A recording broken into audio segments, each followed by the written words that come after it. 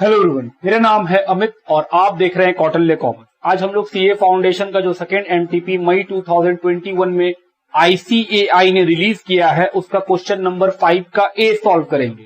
Question number 5 का A non profit organisation NPO का question है। आइए सवाल को पढ़ते हैं और देखते हैं कि जो हम लोग सीखे हैं उससे ये बनेगा या नहीं। From the following information supplied by new Punjabi Bagh club, prepare receipt and payment account and income and expenditure account for the year ended 31st of March 2021 लीजिए। सर इसमें तो रिसिप्ट पेमेंट अकाउंट बनाने बोला है और इनकम एंड एक्सपेंडिचर अकाउंट बनाने बोला है, तो क्या हम आपको रिसिप्ट पेमेंट अकाउंट नहीं सिखाएं? आप वीडियो जाके देखो, स्टडी मटेरियल में कई सारे सवाल है। हम बनाना सिखाएं भी है कि रिसिप्ट पेमेंट कैसे बनता है, हालांकि हम फिर से याद दिला देंगे। और फिर क्या बनाने बोला? Income expenditure. ऑब्जेक्टिव क्या रहेगा? पहले रिसीप्ट पेमेंट बनाओ, क्योंकि एक बार हम लोग सही रिसीप्ट पेमेंट बना लेंगे तो सर फिर तो पता ही है रिसीप्ट पेमेंट देख के इनकम एक्सपेंडिचर बनता है। आइए कुछ बातों को ध्यान से सोचें। Income expenditure account accrual basis पे बनता है। अक्रूवल बेसिस का मतलब जिस साल के लिए अकाउंट है वो सिर्फ उसी साल का बात रिकॉर्ड करता है, ना आने वाले साल का ना बीते हुए साल का बात अक्रूवल अकाउंटिंग में रिकॉर्ड किया जाता है। इनकम एक्सपेंडिचर एक अक्रूवल अकाउंटिंग फॉलो करने वाला अकाउंट है। हम बोले हाँ, इसीलिए तो आप ओपनिंग आउटस्टैंडिंग को माइनस करते थे, क्लोजिंग आउटस्टैंडिंग को प्लस करते थे, ओपनिंग एडवांस को प्लस करते थे, क्लोजिंग एडवांस को माइनस करते थे। ये प्लस माइनस क्यों होता था? क्योंकि सर इस प्लस माइनस को करने से इस साल का जो इनकम या एक्सपेंडिचर है वो मिल जाता था। हम बोले हाँ, एक बात तो ये receipt payment account accrual basis of accounting नहीं है, क्योंकि जब हम पढ़ाए थे हम तब भी बोले थे कि receipt and payment account cash book है, उसको अक्रूवल से कुछ मतलब नहीं है। वो कहता है पैसा आएगा रिसीप्ट में, पैसा जाएगा पेमेंट में, चाहे वो पैसा पिछले साल का हो, चाहे इस साल का हो, चाहे आने वाले साल का हो, किसी भी साल का होगा वो रिकॉर्ड करेगा। बस शर्त क्या है कि ट्रांजैक्शन इन मनी में होना चाहिए, कि सिर्फ पैसों में होना चाहिए, या तो कैश आ रहा हो या तो कैश जा रहा हो। जब हम कैश बोलते हैं तो मतलब कैश और बैंक दोनों, तो इसका मतलब वो सर ये कैश कॉन्सेप्ट से बनता है। हम बोले हाँ, और ये अक्रूवल से। तो अक्रूवल से जो बनेगा वो सिर्फ इस साल का बात रिकॉर्ड करेगा, ना बीते हुए साल का ना आने वाले साल का। इसलिए आप एडवांस और आउटस्टैंडिंग का प्लस माइनस करके एडजस्टमेंट करते थे और वो सीखे भी थे। लेकिन जो रिसिप्ट पेमेंट अकाउंट है उसको अक्रूवल से कोई मतलब नहीं है। वो बोलता है पैसा आएगा तो रिसिप्ट साइड में, चाहे वो किसी भी साल का हो, पैसा जाएगा तो वो पेमेंट साइड में, चाहे वो किसी भी साल का हो। बात समझते हैं? दूसरी बात, एक बात तो आपको क्लियर करा दी है। दूसरी बात याद है, जब हम लोग इनकम एक्सपेंडिचर बनाते थे तो वहां पर जैसे सब्सक्रिप्शन, कोई भी एग्जांपल ले सकते हैं, मान लो कोई इनकम या कोई भी एक्सपेंस, ये पैसा तुम कहां से लिखते थे? रिसिप्ट पेमेंट में दिया जाता था, जिसमें हम सिखाए थे रिसिप्ट का आइटम या तो इनकम है या तो लाइबिलिटी है। और इसका रीजन हम क्या दिए थे कि सर जो इनकम, जो रिसिप्ट होता है मतलब मिल रहा है, वो जाहिर सा बात है जो मिलेगा वो आपके लिए या तो इनकम है या फिर आपके लिए लाइबिलिटी है। क्योंकि अगर हम किसी से उधारी में कुछ ले रहे होंगे तो मेरे लिए लाइबिलिटी है, और हम बोल रहे सर कुछ कमा रहे होंगे तो इनकम है। तो हम बोल रहे हैं जो इनकम या एक्सपेंस जो भी आप लिखते थे वो आप कहां से लाते थे? रिसिप्ट पेमेंट से। फिर उसमें क्या करते थे? सर उसमें प्लस करते थे क्लोजिंग आउटस्टैंडिंग, माइनस करते थे ओपनिंग आउटस्टैंडिंग, प्लस करते थे ओपनिंग एडवांस, माइनस करते थे क्लोजिंग एडवांस, यही करते थे। और फिर जब ये प्लस माइनस करते थे तो जो पैसा निकलता था वो कहां जाता था? इनकम एंड एक्सपेंडिचर में। याद करो, सब्सक्रिप्शन या फिर खर्चा में सैलरी, उसमें यही सब प्लस माइनस करके जो पैसा निकलता था वो जाता था इनकम एंड एक्सपेंडिचर में। सही बोल रहे हैं? अब एक बात सोचो, इनकम, ये जो भी आइटम्स हैं उसमें तुम प्लस माइनस करके इनकम एंड एक्सपेंडिचर निकाल दिया। ये आइटम्स कहां से लाया है तुम? रिसिप्ट एंड पेमेंट अकाउंट से। ठीक बात बोल रहे हैं कि सर ये आइटम तो यहां से मिलता था। इसमें ये सब प्लस माइनस करके तुमको इनकम एंड एक्सपेंडिचर मिला। अगर क्वेश्चन तुमको इनकम एंड एक्सपेंडिचर बता दे तो सर इसका उल्टा करने से क्या हमको रिसिप्ट पेमेंट निकल जाएगा? हम बोले हाँ। आप सोचो 2 मिनट, थॉट लगाओ, सीखे हुए हैं, सिखाए भी वैसे ही हैं। हम बोल रहे हैं अभी तक हम लोग रिसीव पेमेंट का आइटम में इस तरह से प्लस माइनस करते थे और क्या निकलता था, इनकम एंड एक्सपेंडिचर, ऐसे ही करते थे। हम बोल रहे हैं अगर क्वेश्चन तुमको इनकम एंड एक्सपेंडिचर बता दे और ये सब ट्रांजैक्शन बता दे तो क्या हम रिसीव पेमेंट नहीं निकाल लेंगे? हम बोले बिल्कुल निकाल लेंगे। कैसे निकालोगे? जो जो आइटम यहां पे जब रिसीव पेमेंट कर रहे थे तो क्लोजिंग आउटस्टैंडिंग प्लस हो रहा था, ओपनिंग आउटस्टैंडिंग माइनस हो रहा था, ओपनिंग एडवांस प्लस हो रहा था, क्लोजिंग एडवांस माइनस हो रहा था। ये करने से आपका इक्वल टू में ये आंसर आता था। हम बोल रहे हैं ये बता दे, ये बता दे, ये बता दे, ये बता दे और ये हम निकालने बोले तो क्या निकाल सकते हैं? हम बोले सर मैथ्स की तरह है। अब हम इन सब आइटम को इधर ले जाएंगे तो जो क्लोजिंग आउटस्टैंडिंग इनकम एक्सपेंडिचर निकालने के लिए जिस क्लोजिंग आउटस्टैंडिंग को प्लस करते थे, रिसीव पेमेंट निकालने के लिए उसको माइनस कर देंगे। जो ओपनिंग आउटस्टैंडिंग इनकम एक्सपेंडिचर निकालने के लिए माइनस करते थे वो क्या कर देंगे सर? प्लस कर देंगे ओपनिंग आउटस्टैंडिंग। जो ओपनिंग एडवांस इनकम एक्सपेंडिचर निकालने के लिए प्लस करते थे, रिसीव पेमेंट निकालने के लिए क्या करेंगे? Minus. Closing advance income expenditure निकालने के लिए माइनस करते थे तो सर रिसीव पेमेंट निकालने क्या करेंगे? प्लस। ये चीज हम लोग पहले भी सीखे हुए, जब हम कॉन्सेप्ट बिल्डिंग क्लास सिखाए होंगे कि कैसे बनाया जाता है, वहां भी हम सिखाए थे। फिर भी हम याद दिला दिए कि हाँ ये सारा बात वहां पे सीखे हुए। तो 2 बात हम सिखाएं, एक ये अक्रूवल बेसिस बनता है, ये कैश बेसिस बनता है। अक्रूवल का मतलब ये करंट ईयर का बात रिकॉर्ड करेगा, ना पीछे का ना आगे का। कैश बेसिस का मतलब ये कैश का बात रिकॉर्ड करेगा, चाहे वो किसी भी साल का हो, अगला साल का, इस साल का, पिछला साल का, कोई मतलब नहीं है, कैश में होगा वो रिकॉर्ड कर लेगा। दूसरा बात हम आपके साथ डिस्कस किए कि इनकम एक्सपेंडिचर अकाउंट बनाने के समय जिस ट्रांजैक्शन को आप प्लस माइनस करते थे, रिसीव पेमेंट निकालने के समय ठीक उसका रिवर्स हो जाता है। डिस्कस कर चुके हैं। चलिए अब हम लोग आते हैं और आराम से ट्रांजैक्शन को पढ़ते हैं, एकदम फिक्र नहीं करना है। आउटस्टैंडिंग सब्सक्रिप्शन पहले साल में 70,000, दूसरे साल में 1,00,000, मतलब opening outstanding closing outstanding. Advance subscription 12,500 15,000। Outstanding salary 7,500 9,000। ये जो आइटम पढ़ रहे हैं क्या वो इनकम एक्सपेंडिचर में जाएगा? हम बोले कैसे जाएगा। उसके बाद कैश एंड बैंक, हम बोले हाँ। क्या receive payment account cash book है? तो पहला आइटम जो जाएगा वो क्या जाएगा? हम बोले सर बैलेंस बीडी, पहला साल का पैसा, ये क्या है? हम बोले कैश एंड बैंक। कितना अमाउंट? 55,000। कि सर कैश यहां जाएगा क्योंकि बैलेंस शीट बनाना नहीं है, वरना फिर ओपनिंग बैलेंस शीट में भी जाता है ये तो। उसके बाद 10% investment 70,000 35,000, furniture 14,000 7,000, machine 5,000 10,000, sports good 7,500 12,500, ऐसे ही पढ़ रहे हैं सिर्फ रफली। Subscription for the year 1.5 lakh.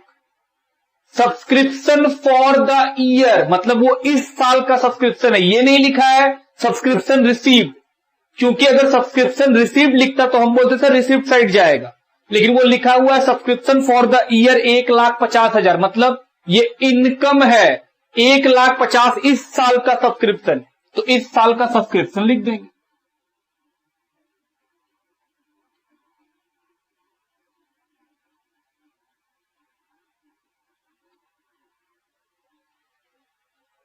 Sir उसके बाद लिखा हुआ है सैलरी पेड, कहां जाएगा? पेमेंट में। पेड लिखा हुआ है तो पेमेंट में।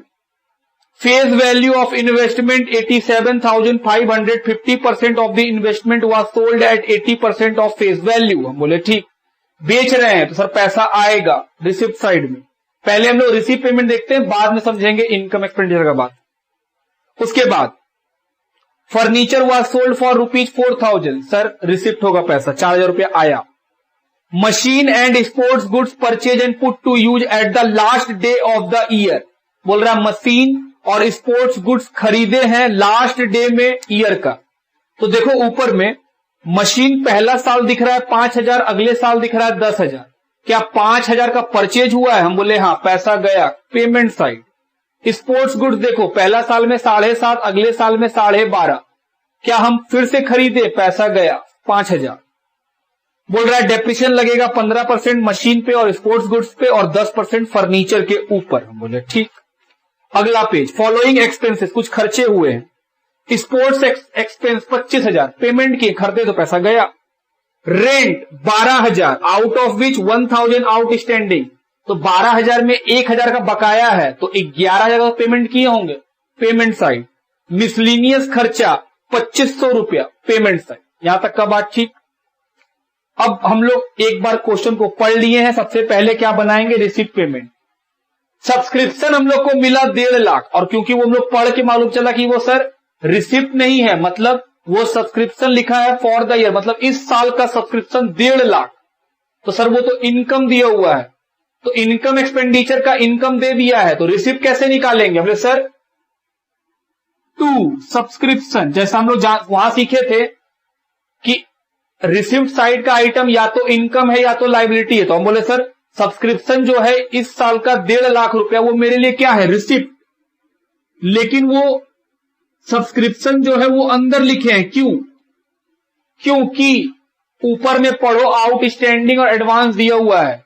अभी अभी डिस्कस किए थे कि जो चीज इनकम एक्सपेंडिचर में प्लस माइनस करते थे वो उसका ठीक उल्टा यहां पे होगा। तो हम लोग को प्लस करना है ओपनिंग आउटस्टैंडिंग और माइनस करना है क्लोजिंग आउटस्टैंडिंग, प्लस करना है क्लोजिंग एडवांस और माइनस करना है ओपनिंग एडवांस।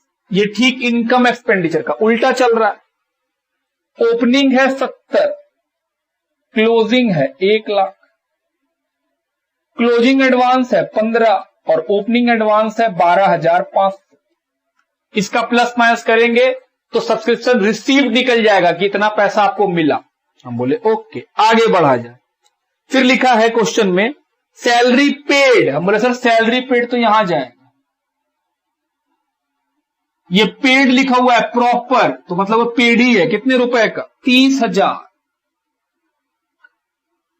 उसके बाद लिखा हुआ है investment was sold at 80% of face value. बोल रहा है sorry, face value of investment was 87,500। ध्यान देना,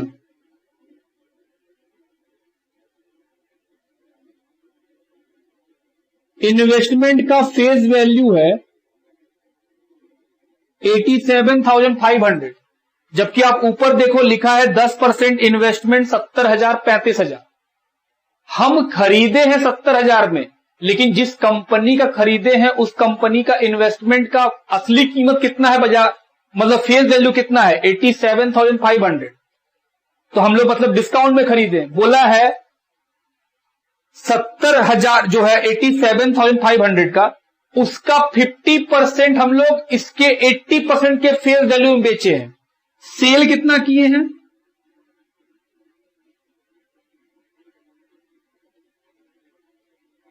50%। ये है 87,500 का चीज का आधा हम बेचने जा रहे हैं, लेकिन कितना में बेचेंगे? बोला 80% का वैल्यू में। कितना रुपया आएगा?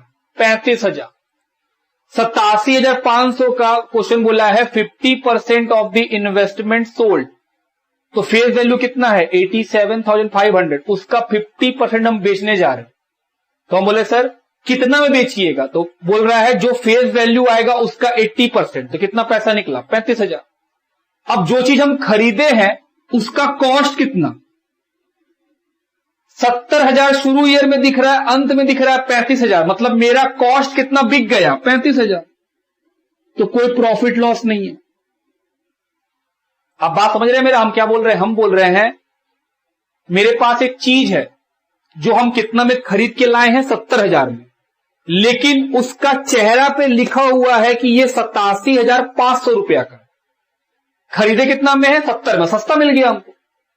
अब हम बोल रहे हैं कि हम इसका आधा बेचेंगे, तो 87,500 का आधा निकाले। सवाल उठता सर आधा जो आप बेचिएगा कितना में बेचिएगा? हम बोले 80% में बेच देंगे, जो भी उसका कीमत है आधा का उसका 80%। तो हम इसका आधा निकाले तो आया 43,750, उसका 80% निकाले कितना आया? 35,000। तो 35,000 रुपया में हम वो सामान बेच दिए। 70,000 का इन्वेस्टमेंट लास्ट में कितना दिख रहा है? 35। तो मतलब अगर हम आधा बेचे हैं तो मेरा कॉस्ट का भी तो आधा हो गया। कॉस्ट ऑफ इन्वेस्टमेंट 70,000 का आधा कितना? 35। तो हम बोले सर कोई प्रॉफिट लॉस नहीं हुआ है। क्या लिखेंगे? To sale of investment.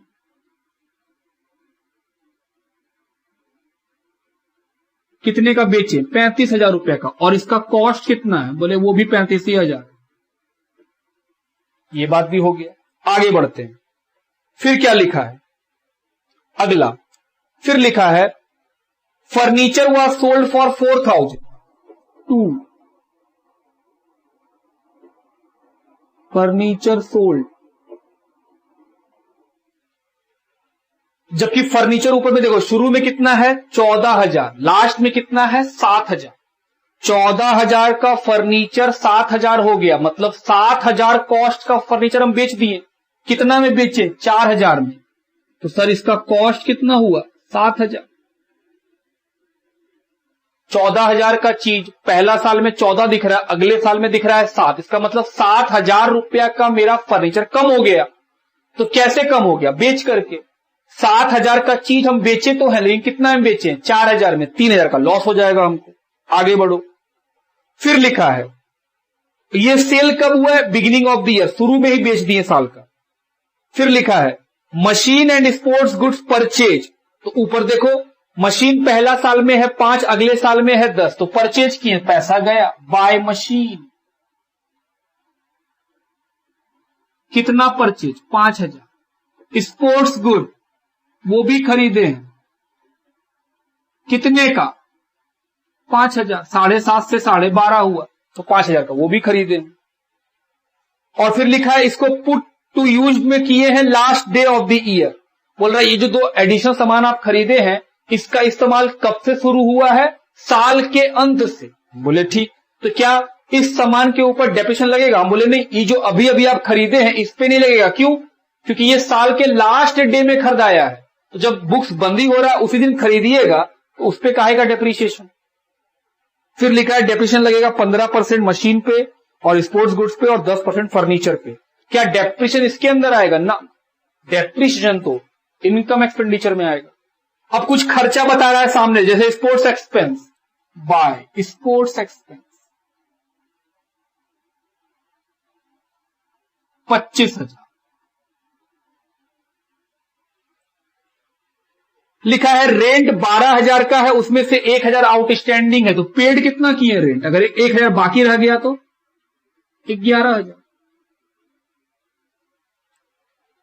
12,000 में बोल रहा है 1,000 आउटस्टैंडिंग है, तो ऑफकोर्स 11,000 तो पेमेंट किए ही होंगे। Miscellaneous expense 2500।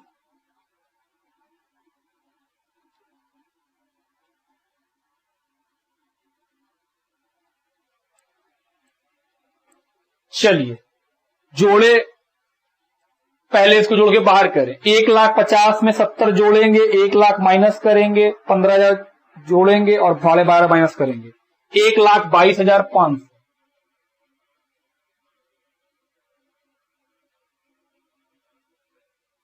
55 plus 1,22,500 plus 35,000 plus 4,000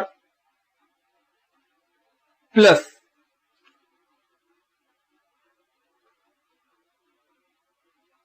अच्छा एक चीज छूट गया था, इंटरेस्ट और इन्वेस्टमेंट मिला है 7,000 का, रिसीव हुआ है इंटरेस्ट ऑन इन्वेस्टमेंट 7,000। चलिए जोड़ा जाए, ये जोड़ के आएगा 2,23,500।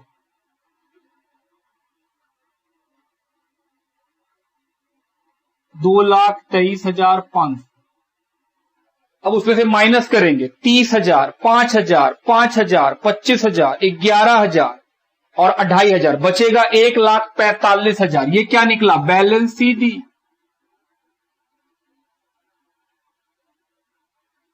ये क्या है? हम बोले कैश और बैंक, और क्या सर? रिसीट पेमेंट तो बड़ा सिंपल है। हम बोले हाँ वो तो हमें सिंपल था। अब हम लोग के पास रिसीव पेमेंट है, इंफॉर्मेशन है, क्या बना सकते हैं, इनकम एक्सपेंडिचर। हम लोग सर सब्सक्रिप्शन तो लिख चुके 1.5 लाख रुपया, आओ पढ़ें। ये कहां जाएगा, opening balance sheet. Subscription 1.5 lakh क्योंकि फॉर द ईयर दिया हुआ है, लिख चुके। सेल ऑफ इन्वेस्टमेंट, हम बोले सर वो नहीं जाएगा, प्रॉफिट लॉस, तो प्रॉफिट लॉस कुछ हो नहीं रहा है। सेल ऑफ फर्नीचर, उसका लॉस जाएगा 2, loss on sale of furniture. कितने का लॉस, 3000। इंटरेस्ट, हम बोले हाँ इंटरेस्ट जाएगा, इंटरेस्ट ऑन इन्वेस्टमेंट 7000। अंदर क्यों लिखे हैं, क्योंकि इन्वेस्टमेंट जो 10% वाला था, सोचना ध्यान से, उसका फेस वैल्यू कितना है, 87,500। इंटरेस्ट तो हमेशा फेस वैल्यू पे मिलता है। 87,500 का मेरे पास इन्वेस्टमेंट था शुरू में, हम बोल रहे हैं सर इसका 10% तो 8750 होता है, जबकि हमको मिला कितना है, 7000। तो हम बोल रहे हैं मिलना चाहिए था 8750, मिला है 7000, तो क्या 1750 रुपया का इंटरेस्ट आउटस्टैंडिंग है। इंटरेस्ट ऑन इन्वेस्टमेंट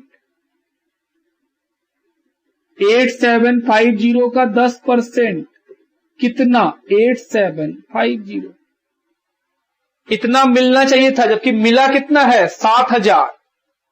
क्या आउटस्टैंडिंग रह गया, हम बोले हाँ बकाया रह गया, कितने का, 1750। मिलना था इतना, मिला है 7000। आओ पेमेंट साइड चले, सैलरी। सैलरी के ऊपर सर आउटस्टैंडिंग है, उसको डील करिएगा, हम बोले ठीक। कितने का है, 30,000। आओ उस कॉलम को देखो, salary, opening outstanding 7.5, closing outstanding 9। क्या करेंगे, क्लोजिंग को प्लस, इनकम एक्सपेंडिचर बना रहे हैं, और क्या माइनस करेंगे, ओपनिंग आउटस्टैंडिंग। वही अगर हम लोग को रिसीव पेमेंट में करना होता तो इसका उल्टा करते, लेकिन सैलरी में तो लिखा हुआ है सैलरी पेड, वो पेड ही बता रहा है सीधा। चलिए क्लोजिंग आउटस्टैंडिंग 9,000, ओपनिंग आउटस्टैंडिंग 7,500, 31,500 रुपये। अगला आइटम मशीन, सर वो नहीं आएगा। स्पोर्ट्स गुड्स, वो भी नहीं आएगा, वो तो एसेट्स है। स्पोर्ट्स एक्सपेंस, हाँ एक्सपेंस आएगा। कितने रुपए का स्पोर्ट्स एक्सपेंस, 25,000। रेंट 11,000, क्या 1,000 रुपया क्लोजिंग आउटस्टैंडिंग है, हम बोले हाँ, देखो वहां लिखा हुआ था रेंट 12,000, 1,000 आउटस्टैंडिंग, तब ना बोले थे कि रेंट 11 पे हुआ है, पे 11 हुआ है, खर्चा तो 12 ही है। अगला आइटम मिसलीनियस एक्सपेंस, कितने रुपए का, 2500। अब क्या आएगा, डेप्रीशिएशन,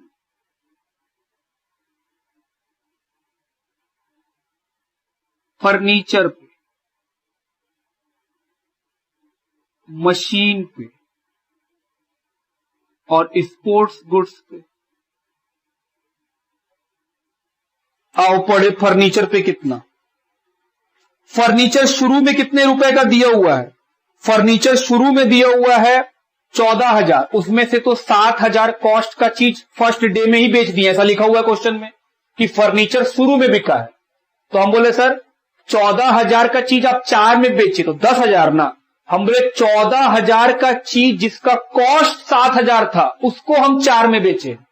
सर आपको कैसे मालूम कि उसका दाम 7 था, आप देखो शुरू में 14 है, लास्ट में 7 है, कितना का सेल हुआ है, 7,000 कॉस्ट का सामान गायब हो गया, तो 7,000 वाला चीज 4 में बेचे।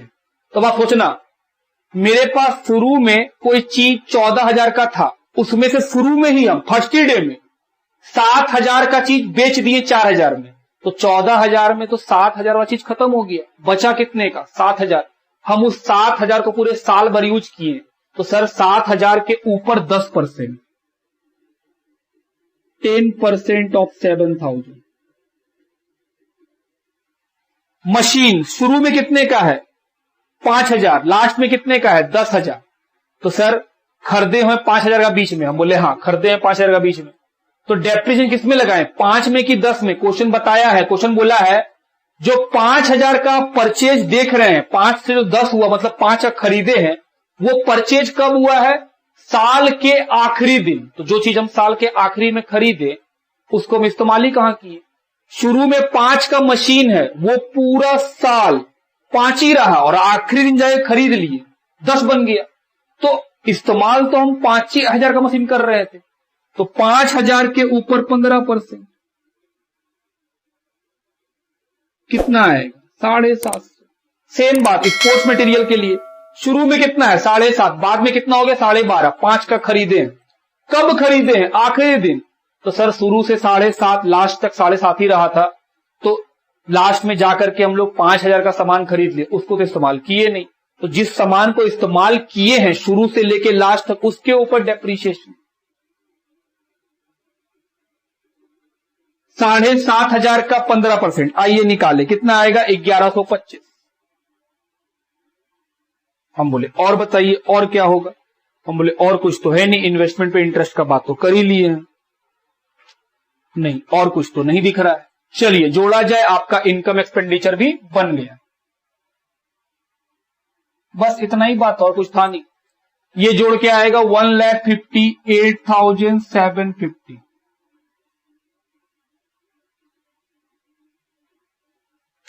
चलिए माइनस करें, 1,58,750 minus 3,000 minus 31,500 minus 25,000 minus 12,000 minus 2,500 minus 700 minus 750 minus 1125।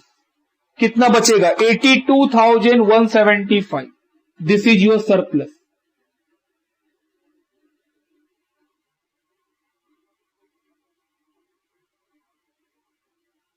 तो ये था।